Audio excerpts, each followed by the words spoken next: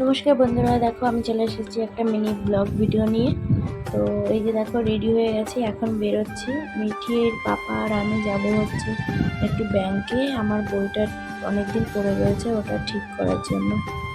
কারণ বিয়ের আগে বইটা করা ছিল, ওই বইটা এতদিন চালু করিনি, বন্ধ হয়ে রয়েছে। তো সেটা ঠিক করার জন্যই যাব। তো দেখো আমরা বেরিয়ে পড়েছি, আর প্রচণ্ড রোদ, দেখো গরম। তো রোদের মধ্যে দিয়ে বাইক চালিয়ে যাচ্ছে, এত গরম লাগছে। তারপর দেখো এই যে ব্যাংকের সামনে চলে এসেছি। এটা হচ্ছে পাল্লা বাজার, এখানেই আমি করেছিলাম ব্যাংকের বইটা। বিয়ের আগে যখন কলেজে পড়তাম তখন করা ছিল। তো এখানে কাগজপত্রগুলো দিচ্ছিলাম, আর এখানে মিটির বাবা ফর্মটা ফিল আপ করছিল।